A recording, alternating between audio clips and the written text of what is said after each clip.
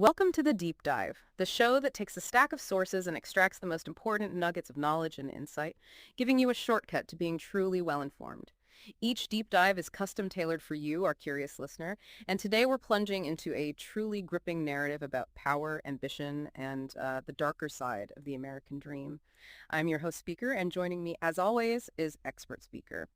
Today we're really going to explore an incredible story drawn from T.J. English's definitive book, The Last Kilo, which chronicles the rise and spectacular fall of Los Muchachos. This was one of the most prolific, sophisticated, and frankly audacious cocaine trafficking organizations in American history, led by two seemingly ordinary Miami boys, Willy Falcon and Magluta. Now, this isn't just a crime story, if you can believe that. It's a deep dive into the powerful forces that shaped Miami in the 1980s, the incredibly blurred lines between what was considered legitimate enterprise and illicit wealth, and the profound, often tragic personal consequences of living life on that razor-thin edge. It's a fascinating case study, really, because the source material lets us trace such a complex web of connections. Just an incredible amount of detail. We see everything from geopolitical conflicts and the Cold War's influence to the surprising impact of pop culture, from deep personal ambition born out of exile to deeply ingrained systemic corruption. It's all in there. Our mission today is to distill the core insights that explain how these local boys transformed into undisputed kingpins, how their unique environment shaped their choices and their opportunities, and ultimately why their sprawling empire, which seemed invincible, finally crumbled. We'll explore the evolution of the drug trade itself, the constantly shifting nature of law enforcement's response, and crucially, the enduring human element in what truly stands as an epic tale of immense wealth, raw power, and an inevitable downfall. So, as we prepare to unpack this incredible narrative, what immediately jumps out at you? For me, it's really the starting point, Willy Falcon's early life. It's just so formative. He wasn't born into a world of crime. He was just an 11-year-old boy in Havana, Cuba in January 1967 when his father, Arsenio Falcon, delivered the life-altering news. They were leaving for the United States. Willy, with all the innocence of a child, asked if it was to visit, and his father's simple, stark reply, "No, to live with our relatives," must have hit him with the weight of an entire world shifting beneath his feet. That's a moment most of us can barely imagine processing as a child. Absolutely. And it's vital to understand the context of Cuba during that period. You really have to picture it. The source paints a vivid and unsettling picture of extreme instability, a kind of omnipresent fear that permeated daily life, just everywhere.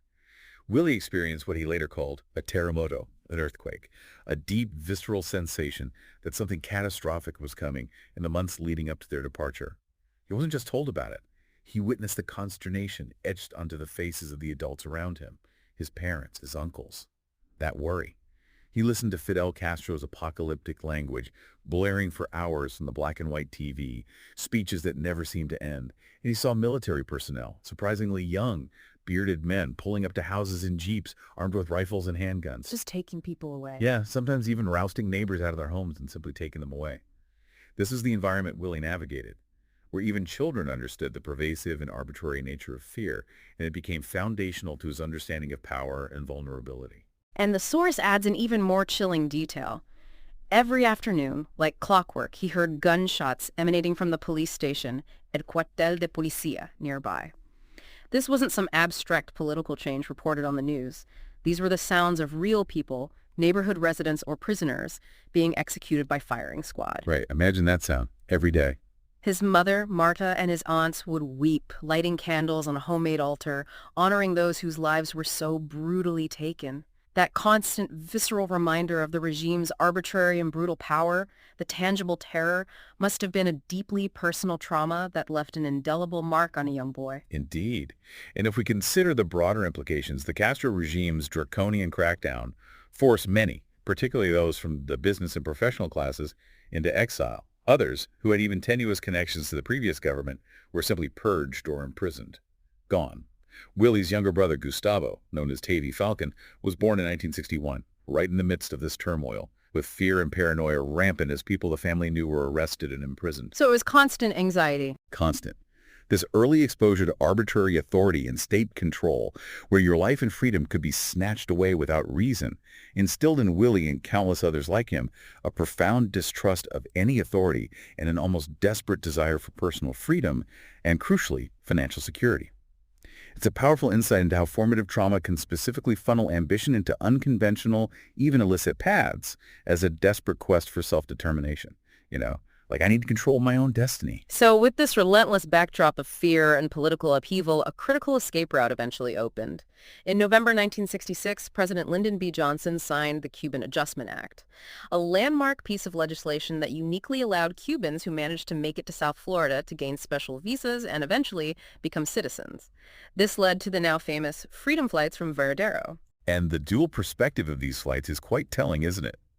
For the Cuban exiles and the U.S. government, these were undeniably freedom flights, a powerful, symbolic repudiation of communism and a visible extension of American benevolence, showcasing the U.S. as a beacon of liberty during the height of the Cold War. A huge propaganda win for the U.S., basically. Yet it wasn't without controversy. Critics within the U.S. at the time pointed to it as a double standard, creating a unique dispensation for Cuban immigrants compared to others seeking entry. The Falcon's own departure was fraught with tension. Soldiers and customs officials at the airport taunted them as traitors and Yankees, Gusano's worms. Young Willy, standing at the airplane stairs, recounted looking back at his home country for what he knew would be the last time, recognizing that he could never come back to this place as long as Castro and his regime were in power. Wow. To know that at 11. Yeah. This experience ingrained a permanent sense of being an outsider, a refugee, even as they embarked on building a completely new life in America. It was a physical journey, but also a profound psychological one. You carry that with you. And Miami itself, at that time, was far from the sprawling metropolis it is today. It was a burgeoning city, described in the sources being filled with the newfound energy of a displaced population determined to create a new reality. This wasn't just a physical relocation, it was about psychological rebirth. A collective drive to forge success and reclaim a sense of agency that had been stripped away in their homeland. Miami was a blank canvas, buzzing with a determination to succeed. Absolutely. That vibrant, almost electric atmosphere of Miami in those early days of the Cuban exodus was critical. It was a place growing rapidly, pulsing with a sense of boundless potential and opportunity, where a new community was actively being forged out of resilience and shared experience. Fertile ground for ambition, you could say. In this new environment, Willy quickly found his footing. He had a natural aptitude and passion for baseball, excelled at it, even fantasizing about playing professionally for the Cuban national team, or perhaps even better, making it to the major leagues here in the United States. A classic immigrant dream in a way. Right. But it was in Miami that he formed pivotal connections, especially with Tony Garcia, another Cuban exile whose father was tragically imprisoned back in Cuba. That shared trauma again. Exactly. They bonded instantly over it. Tony's daily dread of hearing his father had been executed, and a powerful unifying desire to get him out of prison before the government has him killed. It wasn't just friendship, it was a pact, really. Deep stuff. No, that drive was there from the start. It really brings up a critical point about the deep-seated motivations driving these young men. The source describes Willy as emerging a prince within his world of teenage Cuban strivers. He was remarkably handsome, inherently appealing, with what's described as a killer smile that could light up a room. He possessed a generous spirit, a way of welcoming friends into his inner circle that made them feel chosen for something special. So a natural leader, or just charismatic? More charismatic, I think. Yeah. He wasn't overtly ambitious for leadership. People simply gravitated to him naturally. This inherent charisma, combined with the profound shared experience of exile, the fear of losing family members to the regime, and a collective, burning desire to rise above the hardships of exile and make it in America, formed the psychological bedrock of Los Muchachos. We have a powerful, almost unbreakable bond built on shared adversity and ambition. These guys were tight. So what this tells us is that their initial motivations weren't simply about accumulating wealth, though that would certainly come later, a lot of it. Right. It was profoundly about success as a form of revenge against a system that had taken everything from their parents and families. Revenge. Interesting. Not just making it, but making it despite Castro. Kind of. It was about proving to themselves and to the world that they could achieve a level of prosperity and freedom that was utterly impossible under communism. This core group, Willy, along with Tony Bemba, Justo J, Romero Mordano, Jojo Brito, and Sal Magluta, were truly neighborhood kids, growing up within a small radius of just a few blocks.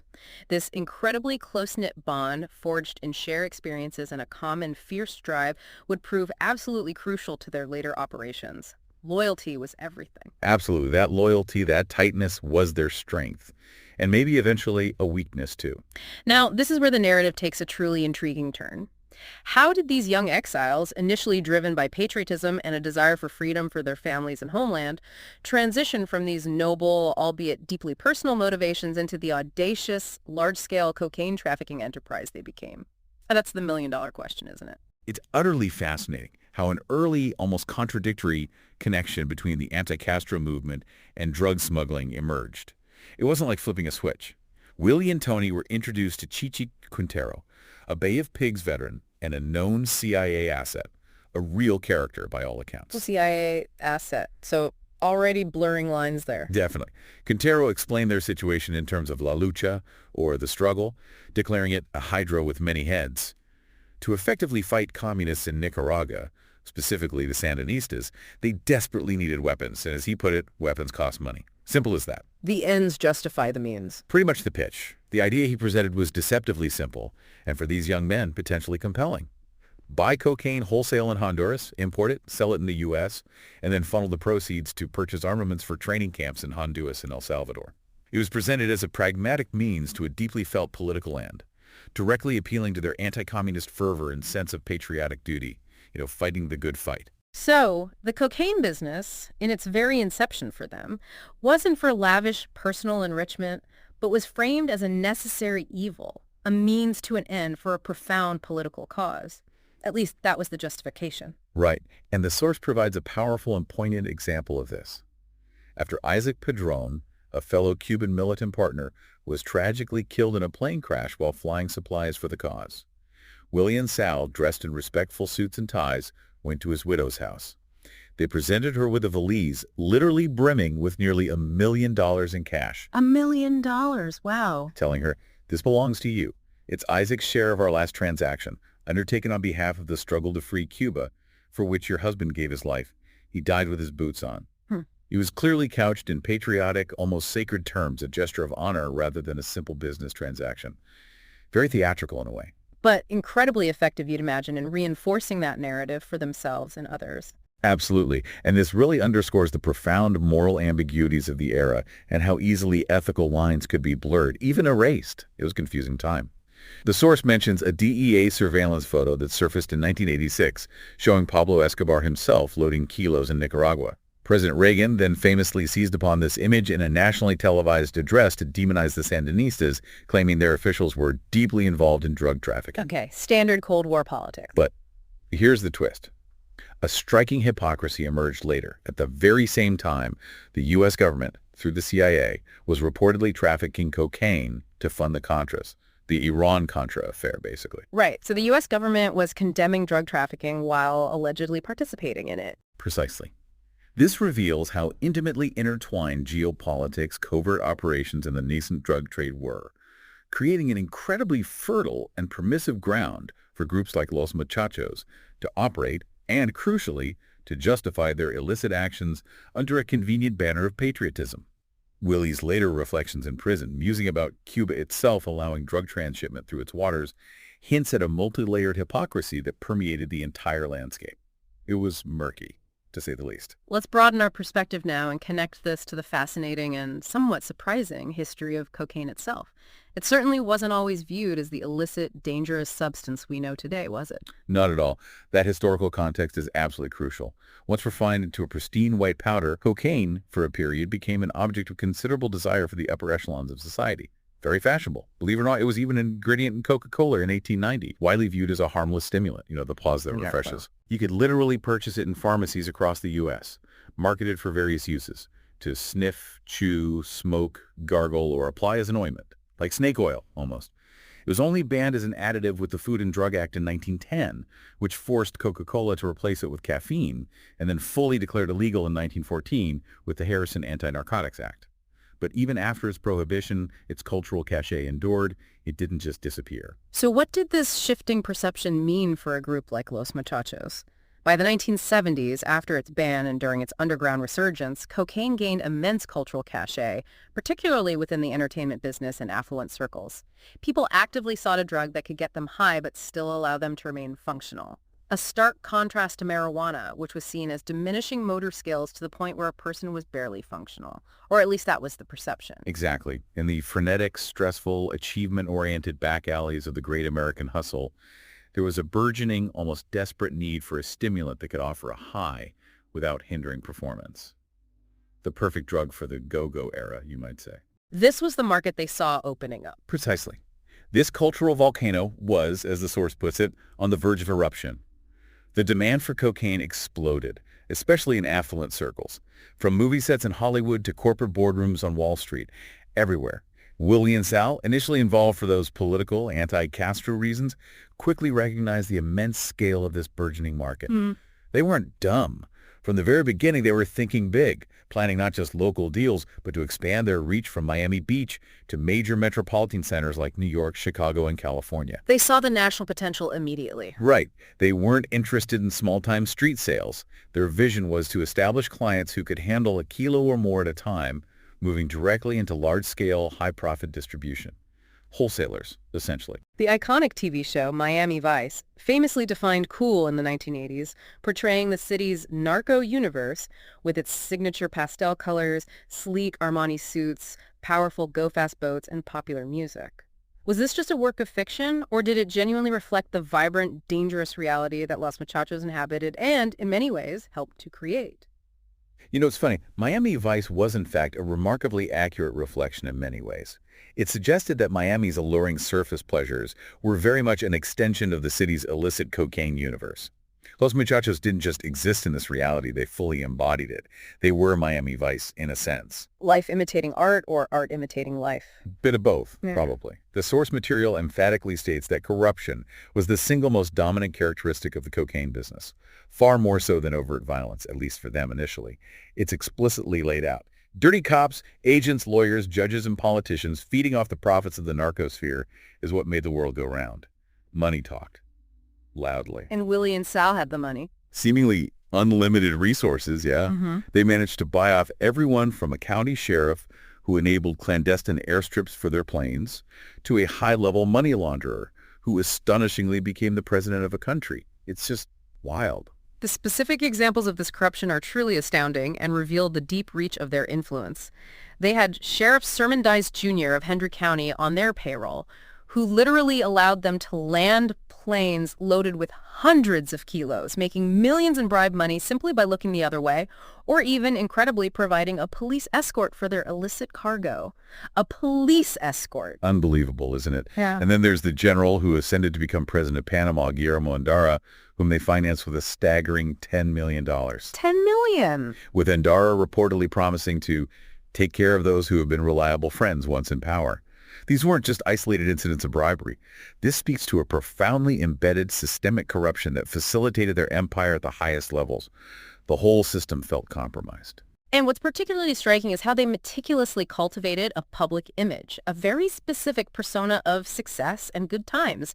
It wasn't just about being criminals, it was about being celebrities. Kind of, yeah. Powerboat racing became absolutely central to their brand. It was flashy, exciting, dangerous, perfect for them. Willy's younger brother, Tavy, a high school dropout, first introduced them to the high-stakes world of offshore racing. Tavy, the younger brother, he pops up again later, doesn't he? Oh, yeah. He's a key figure. They even started their own engine company, Seahawk, attracting top mechanics from established names like Mercury, but offering them double their usual pay, just throwing money around. These races weren't just hobbies. They evolved into a powerful bonding activity, a gathering of the tribe for their entire network, accompanied by lavish, all-expenses-paid parties financed entirely by Willy and Sal. Building loyalty through extravagance. It's exactly. This significantly enhanced their reputation as providers of good times and cemented their status.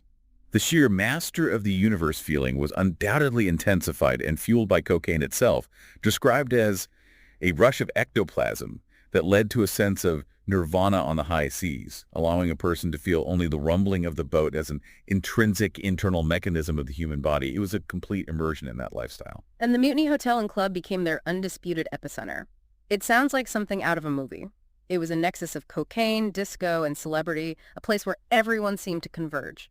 The Miami Dolphins had a regular table, as did prominent politicians like Ted Kennedy and George McGovern, and even former First Lady Jackie Onassis. Seriously, Jackie O. Apparently so. Yeah. Later, the cast of iconic productions like Scarface and Miami Vice, including Al Pacino and Don Johnson, became regulars, effectively blurring the lines between their fictional portrayals and the very real world Los Muchachos inhabited. The club's director of security was even a Bay of Pigs, veteran and political prisoner. It sounds like a truly unique, almost surreal melting pot. It genuinely facilitated connections, not just with celebrities, but with powerful figures from vastly different spheres. Table 14, for instance, was reserved specifically for esteemed activists of the anti-Castro movement, including Ricardo Monkey Morales, a notorious figure who was a CIA spy, a mercenary, a confessed murderer, and notably, a cocaine dealer. Wow. All those things at once. Yeah. Morales sometimes even brought a homicide detective with him to the table. A homicide detective hanging out with a known murderer and drug dealer. Welcome to Miami in the 80s. This deeply blurred line between patriots, overt criminals, and active law enforcement is absolutely crucial to understanding the permissive operating environment in which they thrived for so long, seemingly protected by an invisible web of influence and compromise. And their money laundering methods were equally ingenious. They involved multi-million-dollar cash shipments meticulously hidden in drywall and sent by freighter to Panama. Drywall. How does that work? Well, think about it. Construction materials are shipped everywhere. They pack the cash inside sheets of drywall, making it look like a normal shipment. Millions of dollars, just hidden in plain sight. That's brilliant, actually. Or concealed in double-wall compartments within tractor trailers, often loaded with legitimate produce. They were truly innovative entrepreneurs, even if operating on the wrong side of the law. Yeah, you have to give them that. Amidst all this empire building, the public spectacle, and the lavish life, Willy's personal life was equally lavish, but clearly far more complex and fraught. He married Alina Rosik Falcon, whom he considered his dream woman, yet he was also described as a compulsive philanderer, treating his numerous mistresses like queens to be bestowed with gifts. He'd give one a Rolex presidential watch, a diamond necklace, even letting her keep her gambling winnings. Spreading the wealth, I guess. Huh. Yeah, you could say that. This raises a crucial point about their values and the impact of their immense illicit wealth on personal ethics.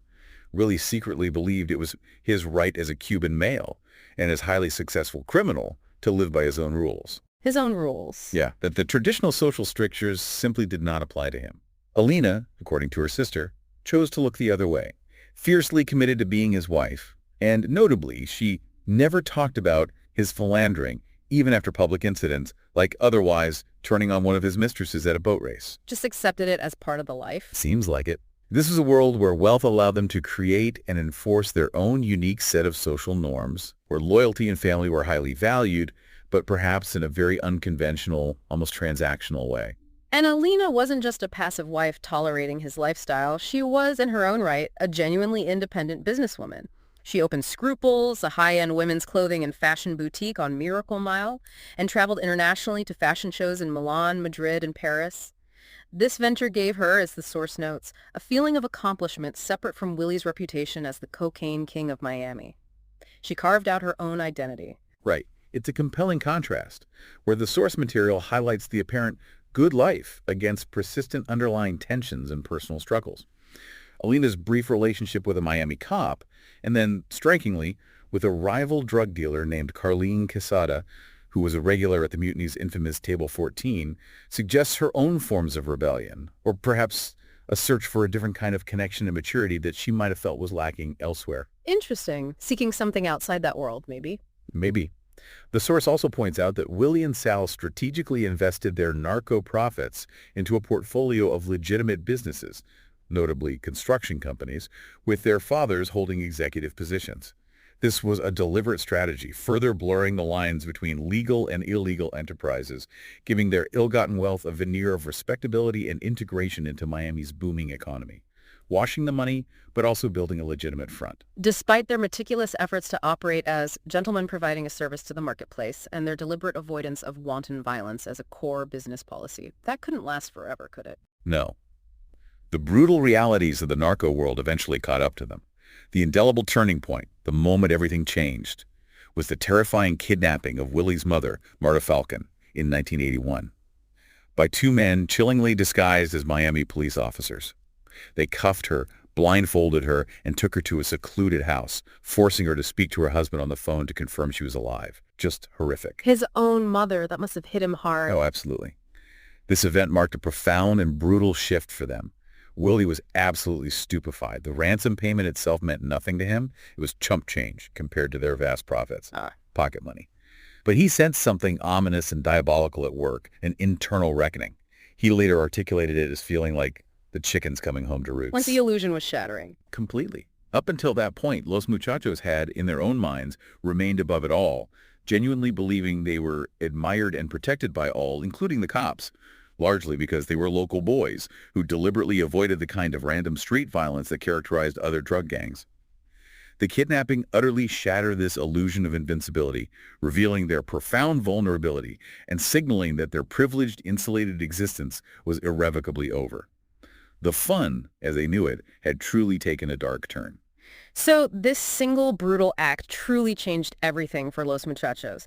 Willy immediately took drastic measures, hiring extensive bodyguards, not just for his parents and his children, but even for himself, including a brawny former Miami cop named William Bubba O'Leary, who became his constant shadow. Bubba O'Leary. Sounds like a character. Right. The entire organization, including the wives and girlfriends, were put through training. They learned to use handguns, took martial arts classes, and were drilled to become vigilant, trusting no one, and critically, especially the police. The idyllic dream, the cosmic restitution for their exile, was now irrevocably shattered. The fun had taken a dark turn, replaced by a pervasive, suffocating sense of danger and paranoia. Yeah, the party was definitely over, and the brutal resolution of that specific kidnapping only underscored the new reality. The two cops involved, Rogers and Prieto, were eventually arrested, suspected in connection with 3 murders. But then, chillingly, Rogers himself was found shot in the head, floating in the Miami River, just a month after his release on bond. Someone tied up loose ends. Looks like it. Prieto, still in custody, was immediately moved to an isolated cell for his own protection, a stark testament to the pervasive, merciless realities of the underworld they'd so carefully sought to avoid. It was clear that violence was now encroaching on their previously insulated world. No more gentlemen dealers. While Los Muchachos were grappling with these intense internal threats, the U.S. government was simultaneously ramping up its official war on drugs. The Drug Enforcement Administration, the DEA, originally created in 1973, saw its budget and mandates skyrocket during the Reagan administration in the 1980s, turning the fight against drugs into a national obsession. Right. And if we step back and look at the bigger picture, the South Florida Drug Task Force, for instance, was established with a staggering budget of $1.2 billion approved by Congress, specifically to address the massive influx of cocaine into the United States via the Caribbean and South Florida. Huge money. President Reagan, in speeches like the one he gave in Miami in 1982, trumpeted unprecedented success in drug seizures while simultaneously requesting an additional $75 to $100 million for the task force. More money, more resources. But again, there was a pervasive sense of hypocrisy that could not be ignored. Vice President George H.W. Bush, who spearheaded this national effort, had been CIA director from 1976 to 1977, precisely the period when Willy first began smuggling cocaine for the Contras, an activity widely acknowledged by Willy and others as a CIA covert operation. So the guy leading the war on drugs used to run the agency allegedly involved in drug running. That's the uncomfortable reality suggested here. It reveals a complex, often deeply contradictory relationship between official government policy and the shadowy, often complicit realities of the drug trade.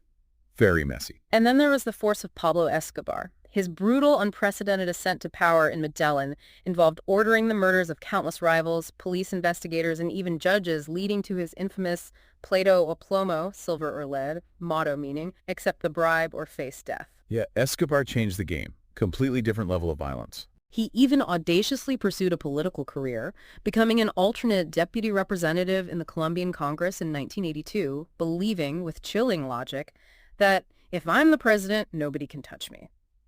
His escalating violence, particularly in Colombia, would have a direct, terrifying impact on Los Muchachos, despite their geographical distance. They couldn't avoid him. No, they couldn't. This leads us to a critical question about the nature of their partnership with Escobar and the increasing peril it represented. Willy initially found Pablo laid back and friendly, and genuinely liked him right away, bonding during a New Year's Eve trip to Caesar's Palace. Just a couple of businessmen hanging out in Vegas, except their business was cocaine. Pretty much. Hmm. However, as Escobar's violence spiraled out of control, culminating in the assassination of a presidential candidate, Luis Carlos Galan, in 1989, and initiating a brutal bombing campaign in response to extradition, the rival Cali cartel, who openly called Escobar sick, a psycho, a lunatic, urged Willy and Sal to intercede and try to reason with him. They wanted Willy and Sal to talk sense into Pablo Escobar. Good luck with that. Right. They found themselves caught precariously between two warring, incredibly brutal factions, highlighting the inherent danger and the impossible moral dilemmas woven into their high-stakes partnerships. Sal even offered to personally try and talk sense into Pablo, demonstrating the immense, life-threatening pressure they were under was getting really dangerous. Despite these immense external pressures and the escalating violence, Los Muchachos, with remarkable resilience and perhaps undeniable hubris, continued to expand their operations, even while on the lam, which is kind of amazing. It really is. They famously moved a significant portion of their business to Los Angeles, where they purchased a 10-person Lakers VIP booth for an eye-watering $140,000. Big time. 140 grand for a booth. Yeah, this wasn't just for entertainment. It was a strategic move to socialize and be conspicuously present, where the rich and famous congregated, effectively establishing themselves as the Cubans from Miami who made it snow on the West Coast. Networking, drug lord style. But beneath this veneer of continued success, internal issues and vulnerabilities also began to emerge. Cracks started showing. And what emerged as a critical vulnerability was the role of Jack DeVoe, their key pilot. He succumbed to Basuco. What exactly is Basuco? It's a crude, highly addictive form of cocaine base. Think of it like a precursor to crack. It produces an intensely short-lived, volatile high, leading to rapid degradation and making users deeply unreliable. Really nasty stuff. Okay, so not good for business requiring precision flying. Definitely not. Yeah. This was a critical flaw for an organization built on precision and trust. DeVoe became unreliable and eventually left the organization after Willy cut him off with a hefty $600,000 farewell payment. $600,000 to just go away. Yeah. But DeVoe later became a crucial informant for DEA agent David Borah, describing Los Muchachos as highly disciplined group that primarily used Cuban exiles.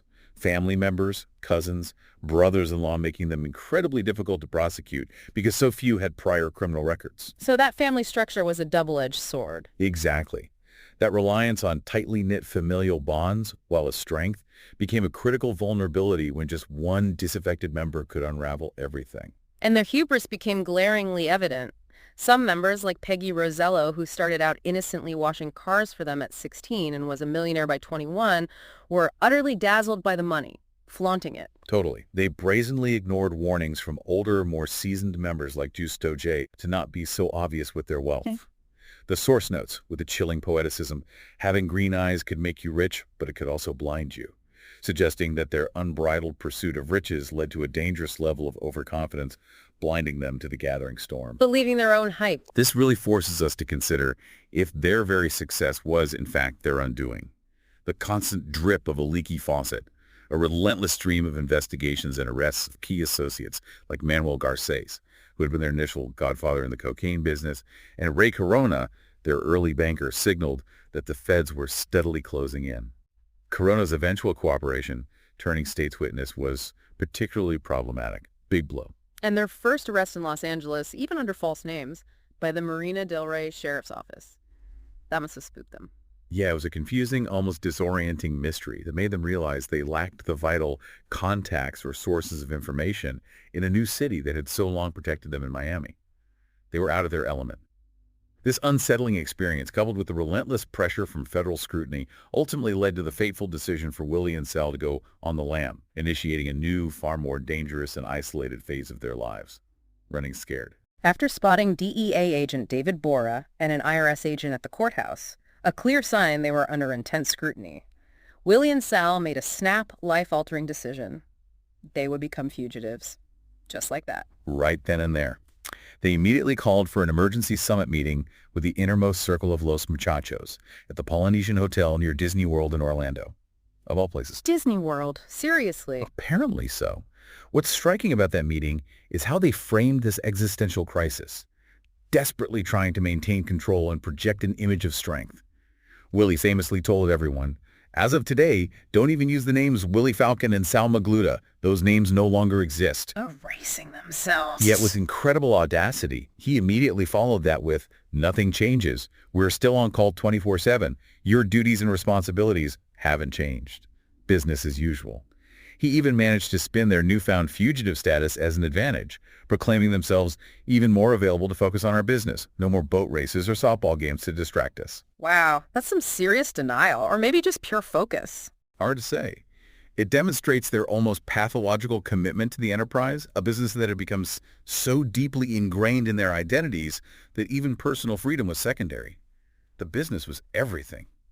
Willy quickly relocated to a 4-bedroom apartment on East 74th Street and 5th Avenue in New York City, living under the assumed name Antonio Barrios, while his wife, Alina, remarkably, maintained her actual identity. That's bold. Very. Manny Alonso, their highly capable New York organizer, became absolutely key to the operation there, receiving massive shipments of up to 4,800 kilos from Los Angeles every 6 weeks at the Hunts Point produce market. 4,800 kilos. That's almost 5 tons of cocaine every 6 weeks. The scale is just staggering. They truly never stopped, even on the run. Their adaptability, even while on the run, was extraordinary. They continued to innovate and operate on an immense scale. The source recounts a dramatic incident during this period where Manny was driving in Manhattan monitoring a transaction, when one of his secretaries, a young Colombian named Monito, called him in a panic, saying he was being followed with $5 million in cash in his trunk. $5 million in cash, just driving around. Manny, without missing a beat, calmly instructed him to drive to a mall, park the Buick, and simply walk away, leaving the money behind. Just ditch it. Wow.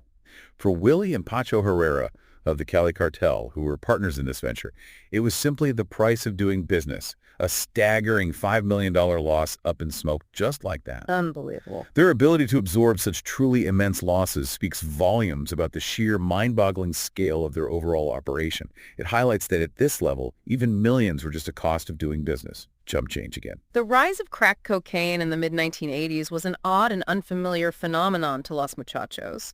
Willy himself had never done it, and they primarily sold uncut, pure cocaine to a limited, affluent clientele, viewing it as a party drug for the elite. Right. Crack changed the public perception dramatically. This new, highly addictive drug, strongly linked to urban violence and degradation, truly shook their perception of the trade and even made them seriously consider cashing out. Because the image was changing. It wasn't glamorous anymore. Exactly. The source material here suggests a profound loss of innocence for their entire enterprise. The era of speedboats, women in bikinis, disco balls, and Gloria Estefan singing, "Come on, shake your body, baby, do the conga," was definitively over. The good times had taken a dark turn, and now if you peddled white powder, whether crack or pure cocaine, you had blood on your hands. The perils had risen exponentially, and crucially, the public perception of the drug has shifted dramatically, making it a pariah. So they actually thought about getting out. They considered it. This changing landscape and the inherent brutal dangers led them to tentatively consider ending their operations. But as Sal noted to Willy, it wasn't as easy as it sounds to simply walk away due to the vast network of people financially dependent on them and the immense irreversible momentum of their own empire. They were trapped, in a way. And this is where the story takes its darkest, most desperate turn. The cold-blooded murders of potential witnesses. Juan Acosta, their lawyer who handled their sensitive overseas accounts, was shot 6 times in 1991, just hours before he was set to testify about those very accounts. Silenced. Brutal. Other witnesses, like Bernie Gonzalez and Luigi Escobedo, were also killed.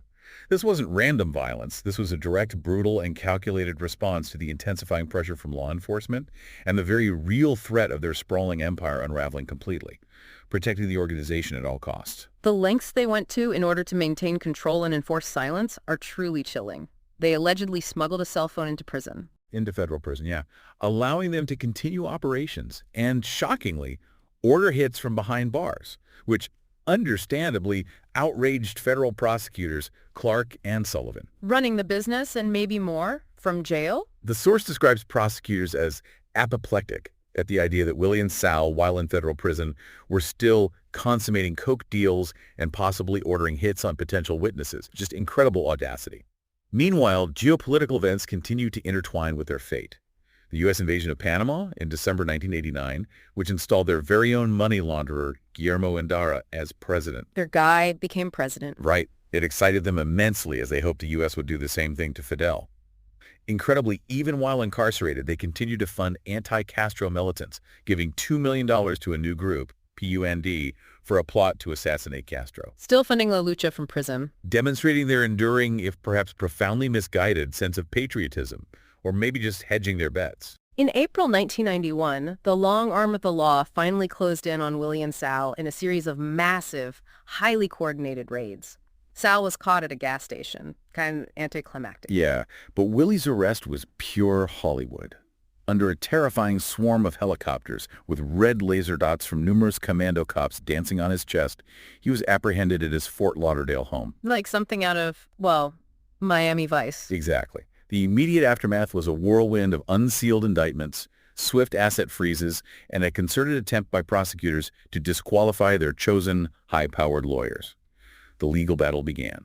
This begs a critical question. How did they fight back against such an overwhelming federal assault? Yeah, with their immense resources, they hired top-tier criminal defense lawyers like Albert J. Krieger, famously known for representing mafia boss John Gotti. The best money could buy. Krieger. Okay, they weren't messing around. No way. Their strategy was brutally clear and uncompromising, to win by any means necessary. They authorized private investigators to meticulously gather incriminating information on over 100 potential government witnesses, whom they openly and disdainfully referred to as snitches. This aggressive counter-strategy, targeting the credibility of anyone who might testify against them, was a testament to their unwavering determination and their seemingly bottomless well of resources, digging up dirt on everyone. And then came the truly audacious, almost unbelievable act of jury tampering. They systematically identified potential jurors and offered them substantial sums of money for a not guilty vote, just buying the verdict. That was the plan. Miguel Moya, who would become the jury foreman, not only took a staggering $1 million. $1 million for one juror. Yep, but then brazenly offered to find and sway other jurors. He actively sought to become foreman, specifically so he could control things in the jury room and aggressively convince any holdouts that Falcon and Magluta should be found not guilty. He became their inside man. Unbelievable. The sheer audacity of this plan is genuinely breathtaking. And it seems they truly believed it was their right, almost a divine intervention.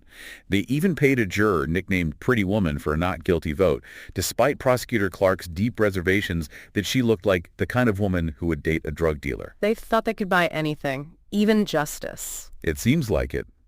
The source suggests they thought it was as if God, or at least the Miami Cuban exile community, was certainly on their side, believing their status as outlaws and patriots somehow exempted them from conventional rules and consequences. It speaks to a profound sense of exceptionalism.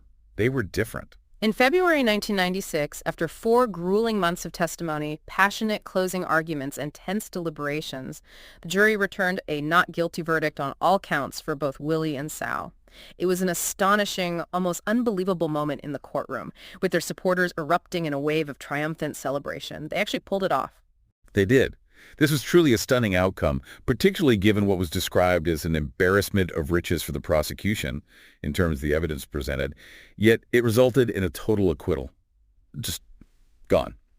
U.S. Attorney Kendall Coffey, who had personally shut down an earlier plea deal that would have secured convictions, was reportedly shocked, admitting he couldn't recall a case with this much evidence that was this well presented ending in such a way. A massive failure for the prosecution. Huge. This verdict profoundly underscored their unprecedented ability to subvert the system, even from behind bars. And for Willy and Sal, it absolutely reinforced their belief that they were still winning, which, as the source notes, was everything to them. They beat the feds. Despite that astounding acquittal in their major federal trial, their legal troubles were far from over.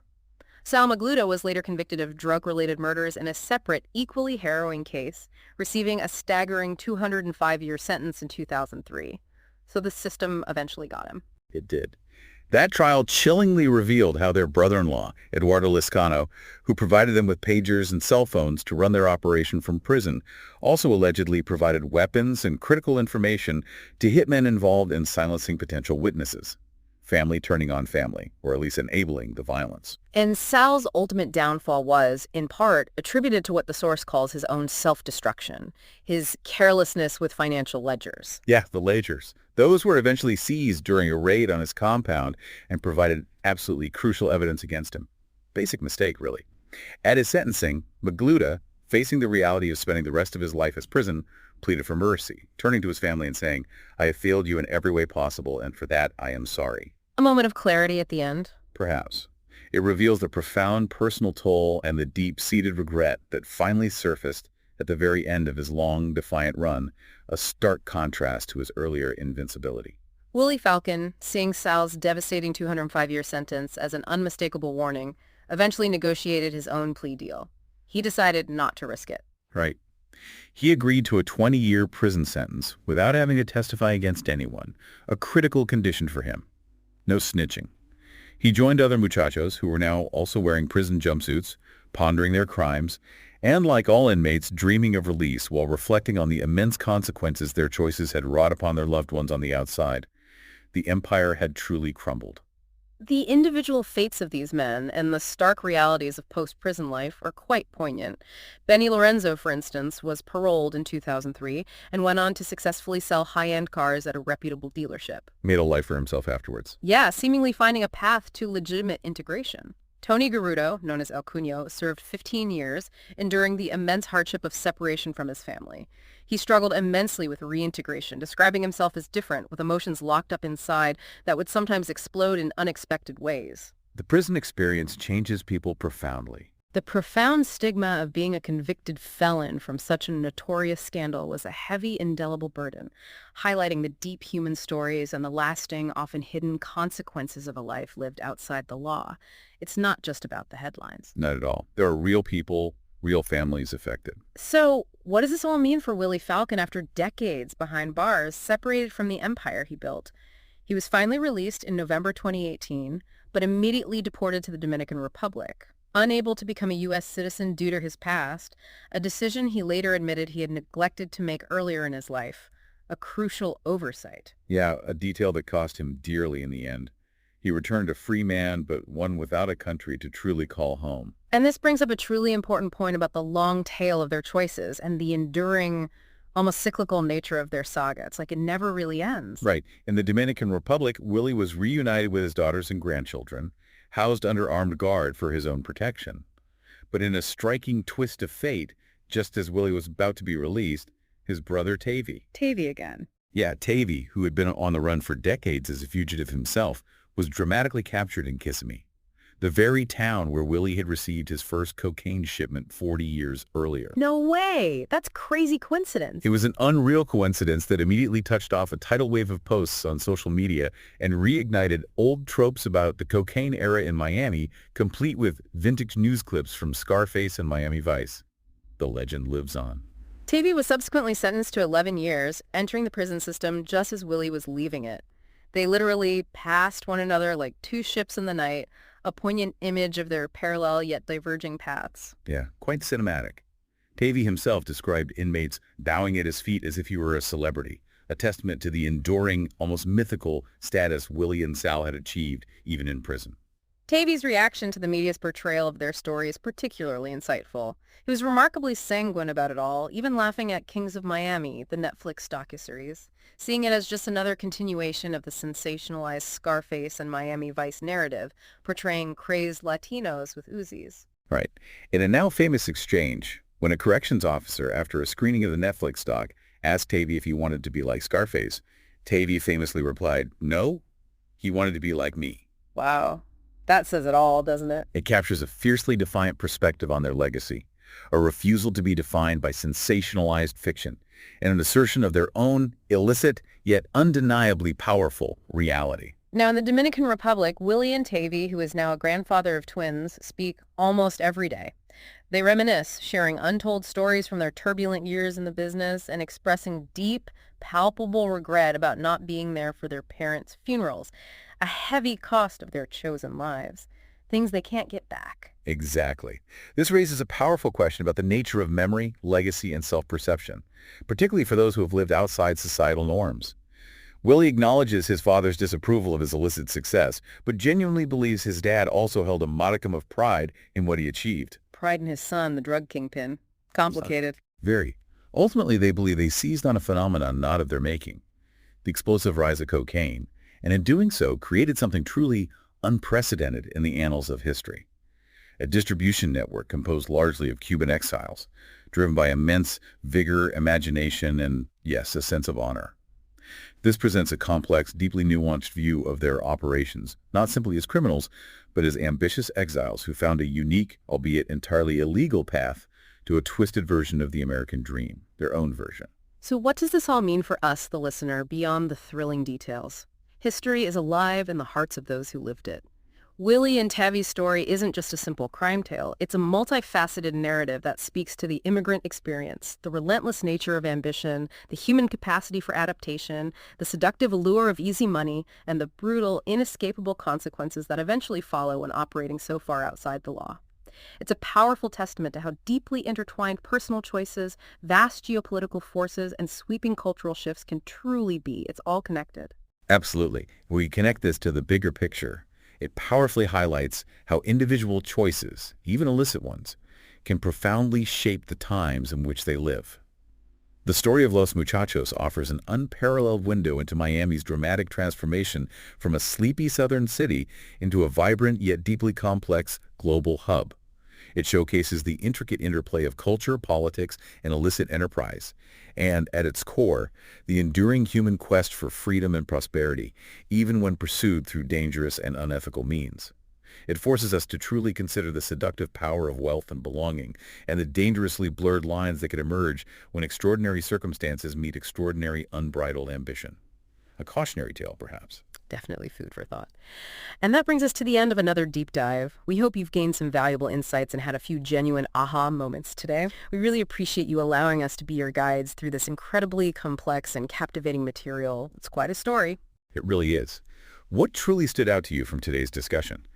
Perhaps it's the intertwined narrative of intense political struggle and sprawling criminal enterprise. Or maybe the surprisingly elaborate and ingenious ways an illicit business managed to mimic legitimate corporations. The sheer scale of it all. We genuinely encourage you to reflect on the compelling themes we've explored today and perhaps even dig into some of the primary sources for yourself, like T.J. English's book. This story of Willy Falcon and Los Muchachos offers so much more than a simple crime tale. It's a powerful mirror reflecting a fascinating, tumultuous era in American history, and a stark reminder that every choice has a consequence, no matter how powerful or seemingly invincible you become. Well said. Until next time, stay curious and keep diving deep.